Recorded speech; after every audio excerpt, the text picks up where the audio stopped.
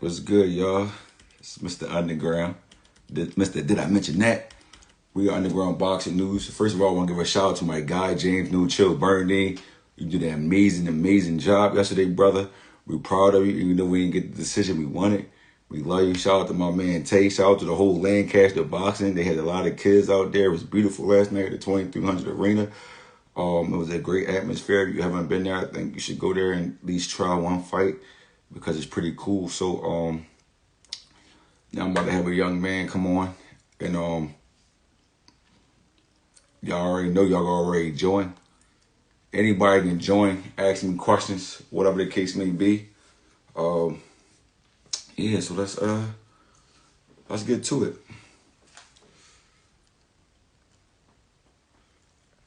Let's see. I really forget how to work this.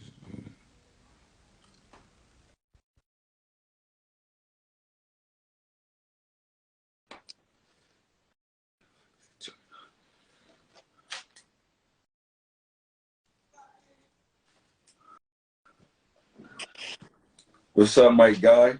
We got How are you? No Mercy, John. Yes, First of sir. all, congratulations on your stoppage. Appreciate you. 4-0. You 4-0 with 4 knockouts. Yes, sir. Junior welterweight. Yes, sir. What up? How you feeling right now, bro? I'm feeling good.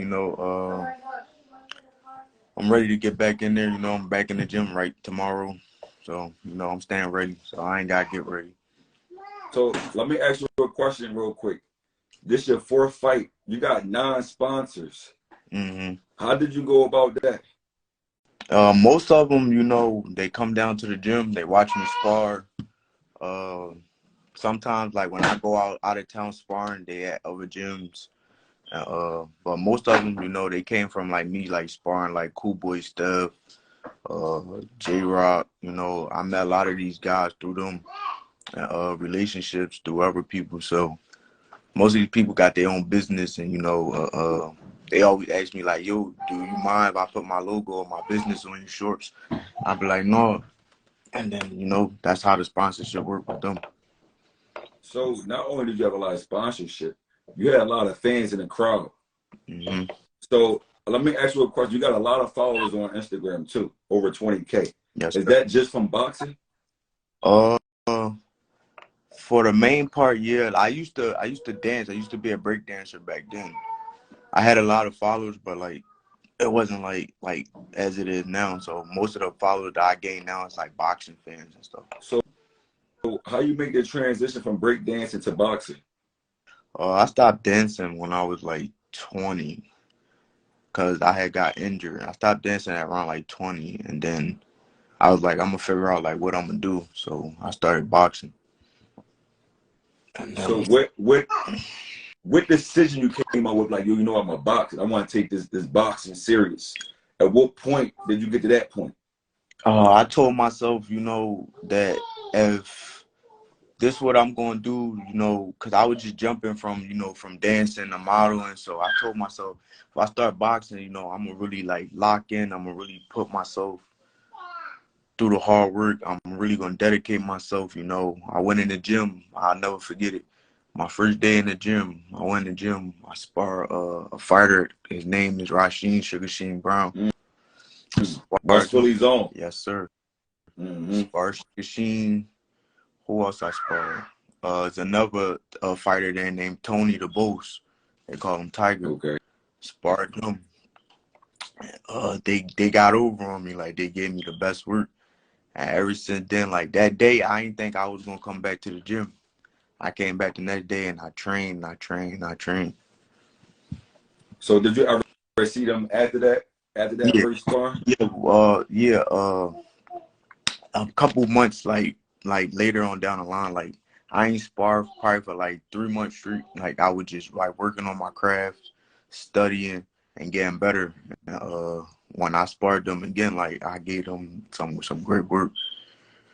So I see you named some notable sparring partners. You named J-Rock, Julian Williams. You named Cool Boy Stuff, which is 2 different weight classes. Completely weighed 120, 154, 122. So what do you feel any difference when you sparring him? Like, is it any more pressure from J-Rock than towards Cool Boy? So when I was sparring J Rock is like J Rock. People don't know like J Rock really can box, and he's real sharp. J Rock will have you thinking every minute. Like the way J Rock box, he'll have you thinking. The moment you sit there too long and he see that you're not gonna make a move, he gonna make a move on you. And he's much bigger, so it was just teaching me, how to keep myself composed against bigger opponents, and his power and stuff like that. Now with Steph, he's like real smart. Like he see you in the ropes, he won't like if he in a clinch with you, it won't be like a clinch fight with him. He'll make you lose. He'll make you use all your little techniques and sit there try to wrestle with him, make you tired. He real fast, he real sharp, and he's smart. He not switch stance, so he'll have you thinking as well. So, is there anybody else out there? Any other noticeable names besides them two? It's a guy named I keep forgetting his first name, but Tapia. He fight at 135. I think his record. I believe his record is like 16 with like 12 knockouts. I think he only got one loss. He fighting out of Philly? I don't think he's from. I think he. Where Tapia from? The one that got the brain injury. Oh my God! I think it's your face. He from over here? Yeah, he probably from over here, but he recently he can't box no more because we just had a sparring session not too long ago, and he got a brain damage and stuff He like Puerto that. Rican? Yeah. I think he's from PR. A matter of fact, because I heard this story before, so it's catching up. Something recently. I think he's from PR though, if I'm not mistaken. I spar. He was real strong. Yeah. Spar Tapia. I spar Raymond Savage. Who else? That kid from Jersey. Who? Dylan? No, I ain't spar him yet. But it's a lot of people that I got some good work. Would you take the opportunity if it was presented to you to spar Shakur? Hell yeah. Because every time I ask somebody who they want to spar, that's the first name that come up. So let me ask you, like I said, by you being so new in the game, how was you able to spar these guys? Like, what was the conversation? What was that about? Was it like I'm here, so let's... I got J-Rock ready for when he won his title, when he first won the belts. I got J-Rock ready that whole camp. Like I guess Jared Hurd, right? I was in that camp with him that whole time. What was your record then? Because that was a few years ago. Yeah, I wasn't even pro. I was still amateur. And I was fighting in a bigger weight class. I was fighting at 152 when I was in the amateurs. And J-Rock asked me, he's like, yo, like if I pay you, like can you spar me? Like J-Rock I used to always be in the gym with J-Rock when he trained. And he seen how I spar other people, and then he told Buster. I'm pretty sure Buster is. So Buster was like, yeah, I'll throw him in there with you, So the first time, we sparred, I did good, and then he liked the work. He said, I want you to like keep coming. I'm gonna call you. I got you. You ain't got to worry about nothing. I want you in my camp. And I've been in camp with J-Rock like that whole time. So make a funny story about this. Before J-Rock fought, they had the Showtime was out there. I was out there doing interviews. This is where I might have seen you before, but we just can't put our faces together. So when they came down there to do the media workout, Showtime was out there, and that's when I met Cool Boy Stephen Paul. He was the first person who showed me how to do an interview. Yeah, so shout out to him. He was there last night too. I don't know if you caught him or not. Yeah. He was definitely there last night. So shout out to him. I always say shout out to him. But yeah. So just being so early in the game, when you got like so much experience with these experienced fighters, J-Rock been in the game for almost ever. Cool Boy been in the game for almost ever. Everybody who name always been in the game for almost ever. So it must be something special about you. Yes, sir. When is your next fight? It's supposed to be July 16th on the Showtime card in Atlantic City, and that falls on a Sunday.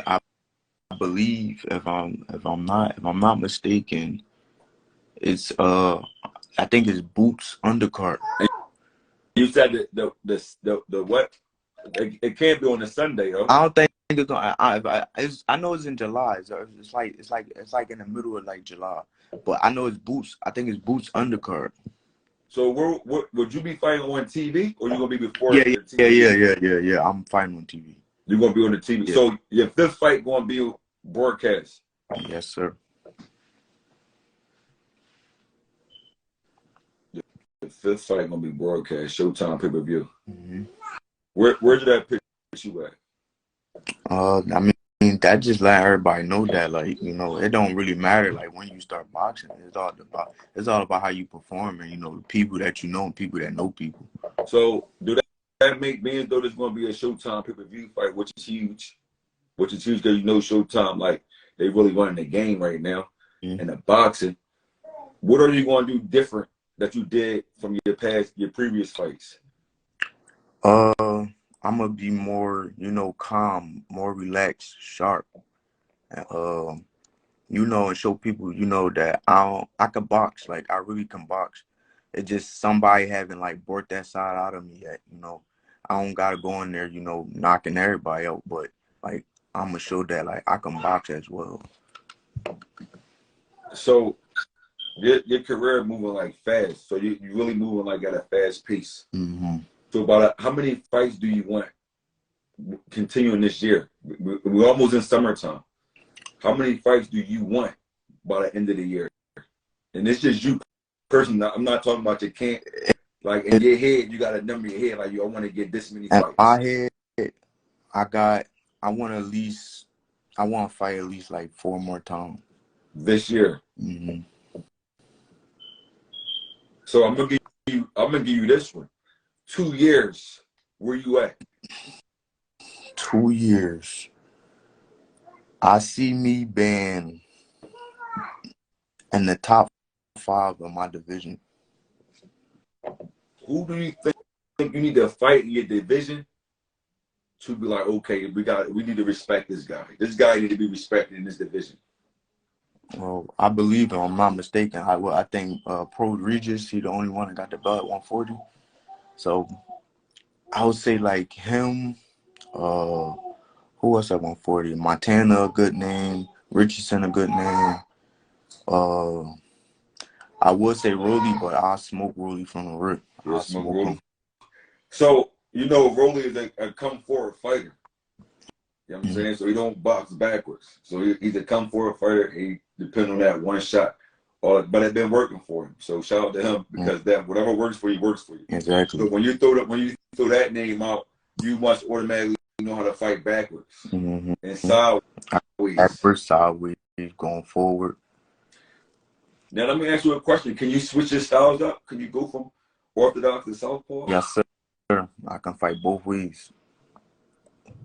Now let everybody know how long you've been boxing for. And the only reason why I'm asking this because this guy is only 4-0 with 4 knockouts, and he's on a big time show. If he on Jerron Boots Ennis, that's huge. That's a big time show because he's huge in boxing welterweight.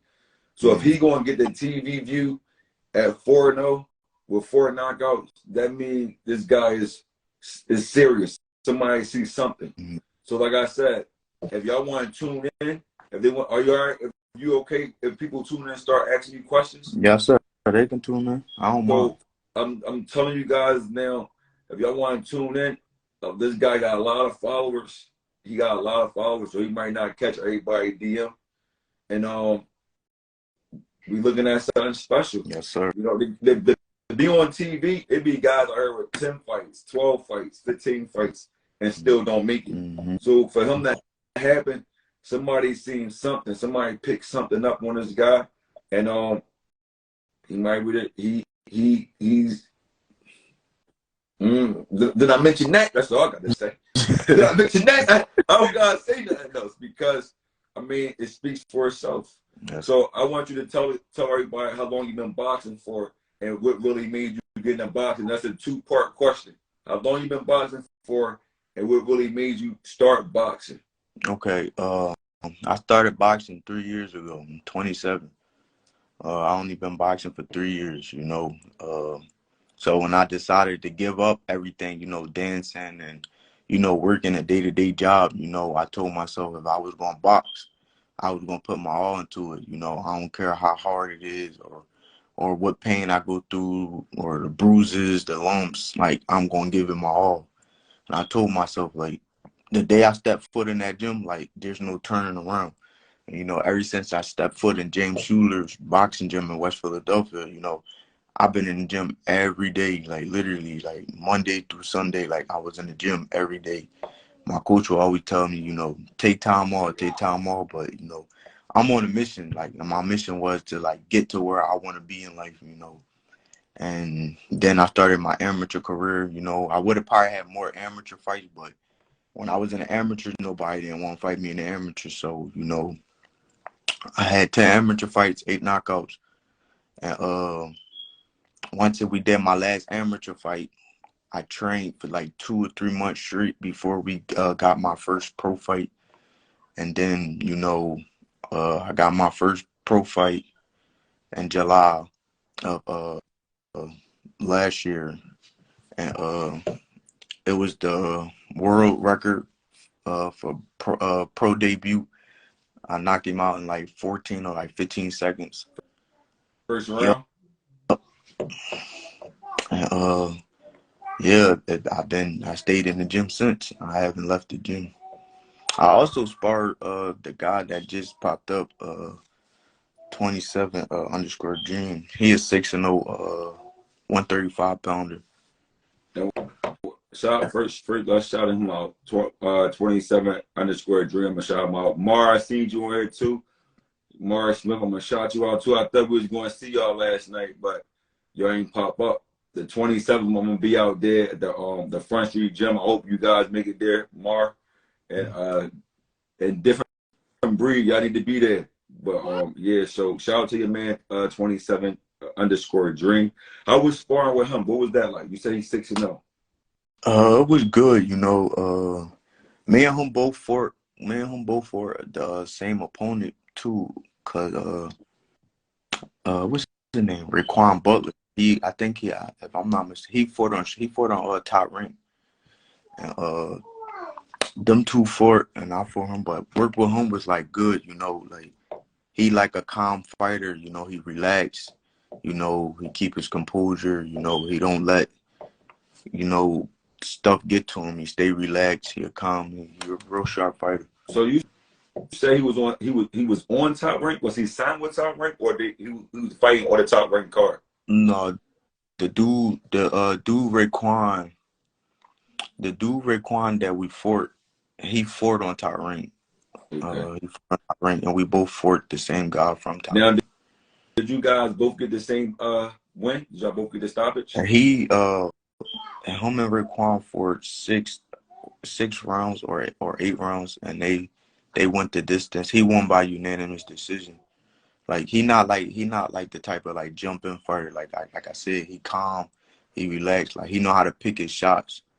I fought Raekwon, knocked Raekwon out in 35 seconds first round. So you some type of animal around here, huh? Did I mention that? Oh my goodness! Oh my goodness! Mr. Underground, man. Did I mention that? So I'm still baffled. So July, how many rounds is that? 6 or 8? Do you know yet? It's gonna probably be a 6-rounder. It's gonna probably be a 6-rounder. So after July come, right? So they're going to keep going up the ranks. Mm-hmm. After this in July, are you going to determine who you want, or your team going to pick the fighter? We after the fight in July, it's a couple people that I already told my coach that I want. I already told him I don't want to keep fighting people that got, you know, 10, like 5, 6 wins and like 20 losses. I don't want that on my record at all. So the person, you know, after I get busy with the July fight, I got somebody that fought on the same card last night. He's 6-0. I want him next after that fight. So he was on the same card from last night, and he said 6-0. we were supposed to do a face-off, but he left. He left the building.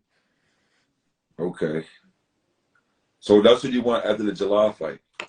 So y'all both be undefeated. Now, have you fought any undefeated fighters so far? But you, like I said, you're moving at a super fast pace. No, I haven't fought nobody undefeated. Sparring-wise, yeah. But in a real fight, no, I haven't fought nobody undefeated. So do you watch the sparring tapes over? Like, are they recorded? Like, do you watch them like, this is where I messed up at? Yeah. I always, like, when I'm sparring people, you know, I let them know, like, my lady, like, she record everything, you know, I let them know, like, there ain't nothing personal, like, if I won't post you or anything, like, I just do it for myself, or, like, I get the cameras in our gym and I watch over them and see, like, what I could have did better, or, like, where I messed up at. So that's something you use when you go into the fight? Like, yo, you know what? I know I messed up when I sparred him, so I'm definitely not going to do that when I come in this fight. For sure, I always make sure that, you know, whether a guy got a lot of tape on him or not, you know, I make sure I study my opponents and see, like, what they like to do and what they can't do. Okay, so tell everybody how was the training camp? So, like I said, he's 4-0, 4 knockouts. He's moving at a super fast pace. It's like really rapid. He's going to be on Showtime pay-per-view in like a month and some change. Yes, sir. He just started boxing 3 years ago. We probably looking at a champion in the making. Yes. You know what I'm saying? We looking at a champion in the making.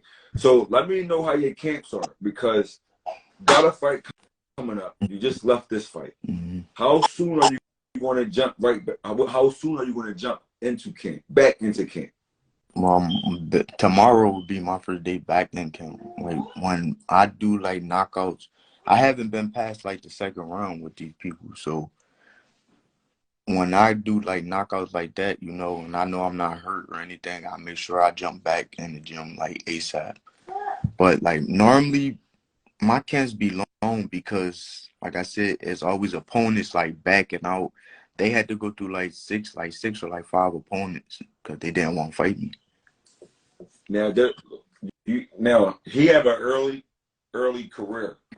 So for people that don't want to fight him right now, I feel like it's ridiculous, because they usually don't want to fight you over your amateur record. Like, you just bought a lot of amateur fights, so we want to stay away from him a little bit.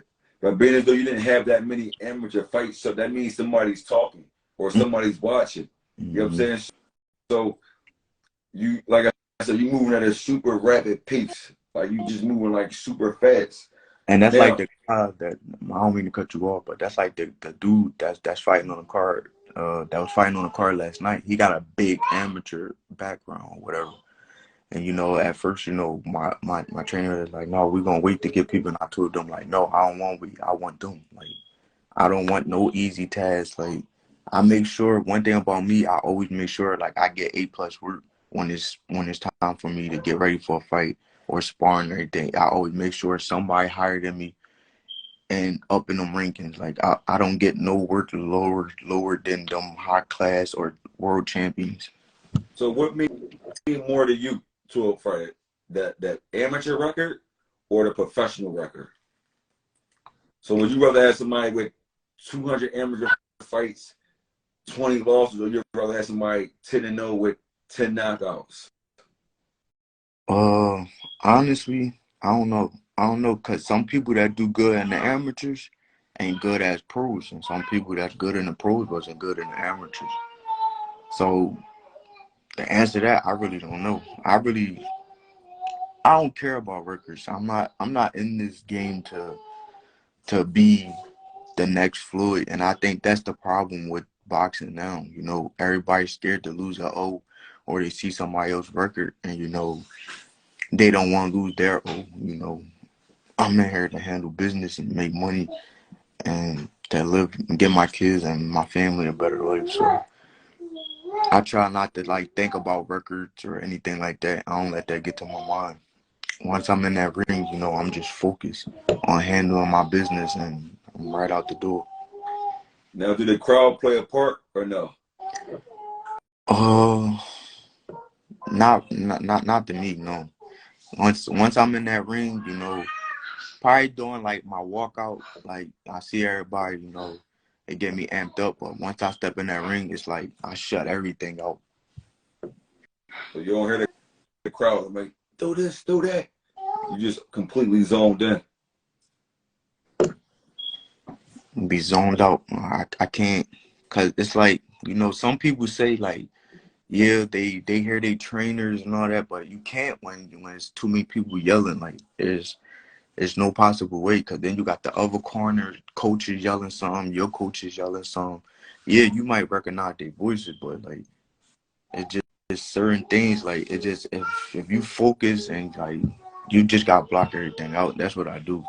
I tell my coaches and them, if they see some, if they make it past the first round, I go back in the corner and tell me what y'all saw, and I keep it locked in here, and then I go and perform it the next round out. All right, so we got on you. He going, listen, y'all. Like I said, if y'all anybody want to tune in, actually saying y'all more than welcome. This guy destined to be a champion. And he, like I said, he's moving at a rapid pace. He's 4-0 with 4 knockouts. He will be fighting on Showtime on the Boots card in July.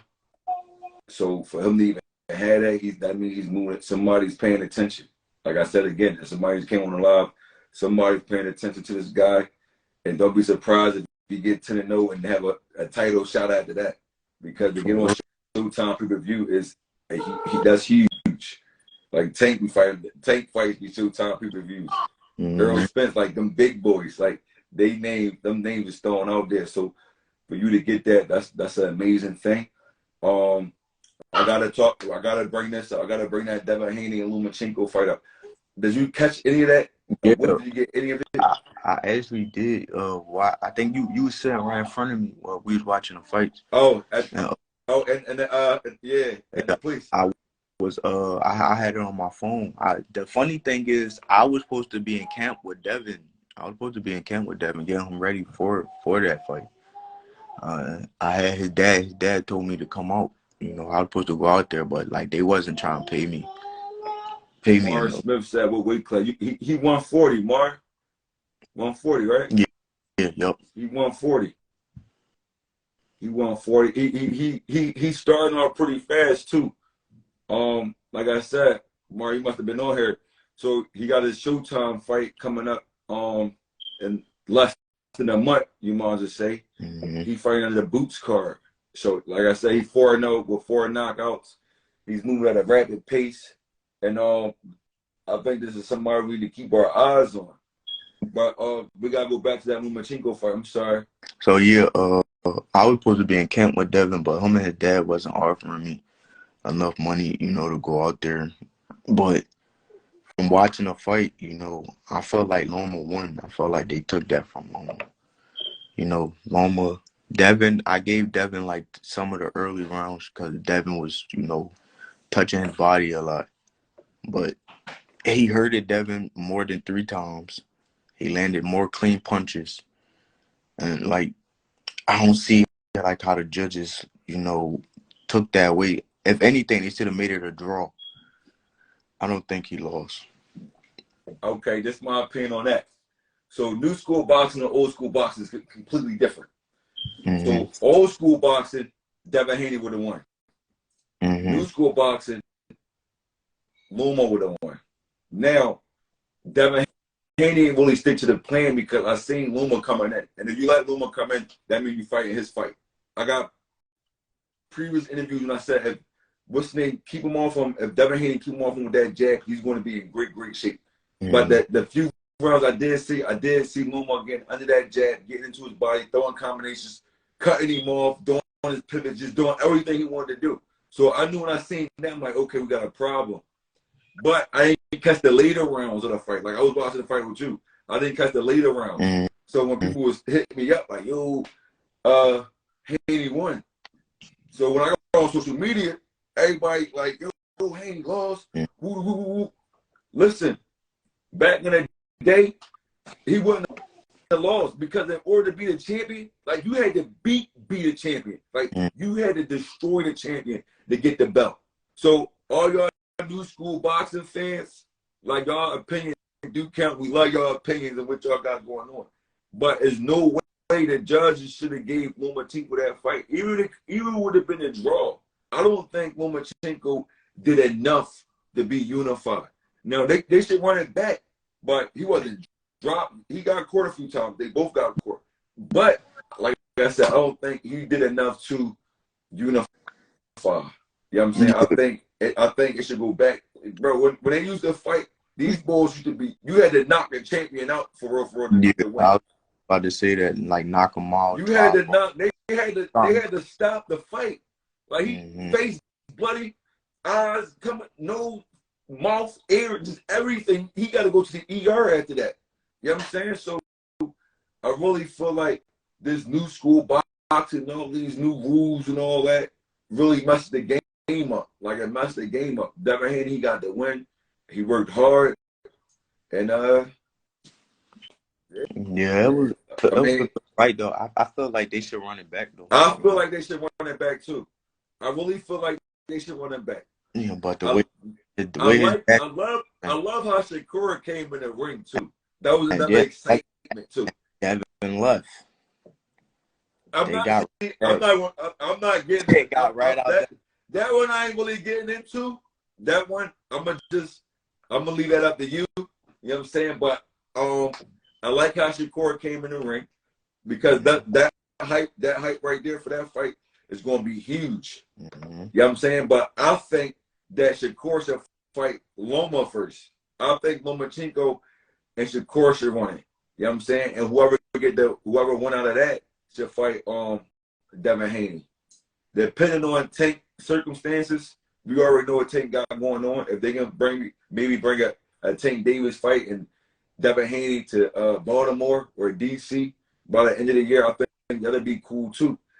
But I think Lomachenko and Shakur Stevenson should have a good. I think that'd be a great fight. Yeah, I think that'd be a great fight. They had a couple sparring sessions too, so you gotta be under that undercard though, brother. All right. No mercy. They need no mercy under that undercard, man. I'm gonna be up there. We listen. Did I mention that? We need no mercy under that undercard. Did I mention that? For real, bro. You moving at a rapid pace. I wasn't expecting that. You know what I'm saying? So that was like a shock to me. Like, yeah, I'm about to be on the Showtime joint. Like you could be on Showtime, but not on Showtime. Yeah, like, right. It'll start like 8. The TV might start at 8 or 9, and then they got a bunch of fights before that, and they're not televised. So how did you? What was the discussion? Like, what made that happen? It was just my coach, the new gym that I'm at now. It's Chaos Boxing right there on Woodhaven Road. He plugged in with them, so you know they talked to him and they was looking for a venue down the area, and he gave them a venue and all that. So basically, you know, I'm guessing out of their relationship, they told him like they'll put me on the card. So we trying to figure out like who we gonna fight, what the exact date is, and you know, I'm gonna be ready for sure though. You know, cause I know like for me, like that's gonna be a big moment. You know, that can change everything for me. Like, so you taking this fight more serious than any other fight you fought in the past? Yeah, well, I take all my fights serious. You know, I don't play with nobody because like no matter what a guy record is, like he's still dangerous. You know, I still, you know, I still respect them guys, you know, because, like, you know, some people just be like, oh, they just cab drivers, or, you know, stuff like that. But yeah, they talk bad rap. Hey, Natalie Dove, I need you on here. Yeah, Natalie, she at your gym. Yeah. I met her, I want to say a few weeks ago, I did a little interview with her at the Live in South Philly. But I can't get to her because she got too many followers. Everybody with all them followers, they hard to get to. So I just see she joined on this joint. Natalie, I need you on here. We need you on here real soon. Yeah. I'm glad she jumped on here too. So yeah, bro, it's sky's the limits for you, bro. It's sky's the limit. So let me ask. This is another question. Are you thinking about going out of town for sparring? Yeah, I go anywhere for sparring. I don't care. As long as if I know I'm gonna learn something and and I'm gonna get something out of the sparring, and it's gonna be good work, like I'll go. Like I don't care. But if it's like one of them type gyms, where I gotta go there and it's like gym war and they not in there for the right reasons, they in there trying to like knock your head off. Then like I go in there with like a different mentality. Like, all right, you want to show off, you want to be this guy. Now I gotta fight you. I fight in a real fight. So that was a thing in Philly too. They was known for that. You sparring, just knock your head off. You know what I'm saying? Like it wasn't no learning. It was just straight, just knock your head off in the spars. Yeah, So did you ever run into that in the city? yeah, I took a lot of videos down because a lot of dudes was complaining to my coach, and they were scared to come back over here for sparring. But like when we sparred them, we tell them like they'll be in the ring talking, and then they'll start like to just running their mouth while we sparring. Like we be sitting there like, yo, chill. Like we just working. We just want to get to work. We got a fight coming up. But there's a lot of dudes that that don't know how to keep their mouth shut. They take sparring to a whole nother level where it don't gotta go. And where though like sometimes like you gotta look at it like, all right, well, I'm not looking at it like sparring no more. Like, I'm gonna look at it like a real fight. Now I'm gonna hurt you. So I took a lot of videos down because I embarrassed a lot of dudes. So Well, now the guys you embarrassed, was it any big names or you don't have to say no name, but you can be like, yo, it was a few. Don't say no name, but yeah, it was a few of them. so it was a couple known names, and there was a lot of top like number one like amateurs in the world. You said top Like amateurs in the world. Shout like out to on my young boxing, boy Juan Different Breed Rivera, one of the top amateurs in the world too. there's number they're the top amateurs in the world, and some of them was big names in boxing. So when you sparred these guys, was it when you was first starting out, or was it a year ago? No, these was recent. So these was I, recent. So like that's recent. Recent is this year. this year, like a lot of them, because I was getting sparring. We calmed my sparring down, like, because we was getting sparring, like, frequently. Like, we had sparring set up, like, every day of the week, like 3 days out of every week. So, like, we always had sparring set up. But then it started getting out of control, because dudes start, getting in their feelings and want to show off. Like, if they'll come to our gym one day, then next thing you know, they'll feel some type of way, and then we gotta go to their gym. They go to their gym where all they people's at, and then they'll try to show off and start the talking and all that. And then when you embarrass them, it's like, So I'm still over like 4-0, 4 knockout Showtime pay-per-view. yes, sir. You know what I'm saying? Yo, I'm still stuck on that myself. I be Not no working big amateur record. Not no big amateur record. Amateur fights. What was your amateur record? 10-0 with 8 knockouts. So not big at all. And now you on Showtime pay-per-view. I'm gonna need some tickets, bro. For sure, we locked in. You already know We now. locked. Hey, we locked in for sure. I'm gonna be following you. So this, I might can't make that one because I think Frank Martin fighting that weekend. I'm gonna need the exact dates. I think Frank Martin, he 135. Yeah, He's fighting in Vegas. I think he's fighting in Vegas mid-July. I think that's something I have to do. But we gotta stay in contact because I definitely want to come to your fights. I definitely want to support. I got a couple guys like that that I just love support. My man James No Chill Bernstein, he took the L yesterday, but shout out to him anyway. Great guy. Shout out to the whole Lancaster that came out and showed him love and support. Like I said, you had a whole lot of supporters too, so shout out to you and all your supporters too. yeah. Now Jersey, is that gonna be the same way? Is everybody coming down Jersey? Oh yeah, for sure. Sure. So listen to this. You heard of Bruce Shushu Yeah, character? yeah. So he got a bus, bro. He got a bus. This is like the smartest thing I've heard of. So he got the people, like, if his fight's close to home, he got a bus service. Mm-hmm. You know what I'm saying? They got food, drink, whatever you want. It's like a party bus to seat like 20. Can you see yourself doing something like that? Oh yeah, for sure. If I know I'm fighting close to home, and I got people that I know that's gonna come, I would do something like that. Sure, I that's smart. really think like that's like one of the smartest ideas ever, though. Cause some people might not have a way to get to your fight. Exactly. Or when you get back, and then you can eat and all that stuff right there on the bus. So you bringing You ain't got to worry about driving. Exactly, and then letting your service go pick them up and all that, and bringing them to your fight. Everybody be there.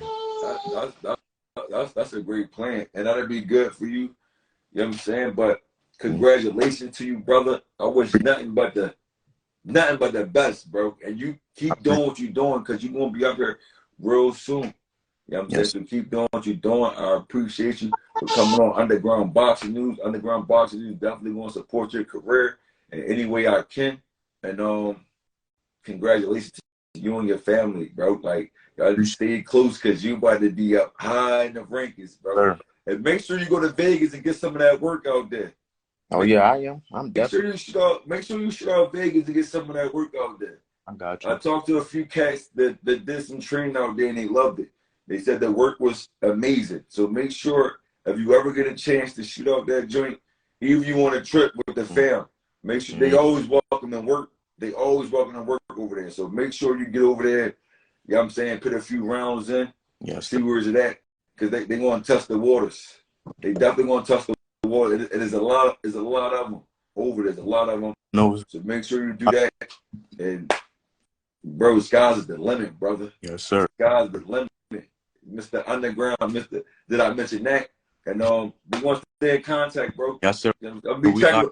Yo, listen, I'm definitely gonna be checking on you before your fight. All right. You know what I'm saying? I'm gonna be out, but I'm definitely gonna be texting you. Like, yo, you know what I'm saying? I wish you well. I'm definitely gonna be texting you.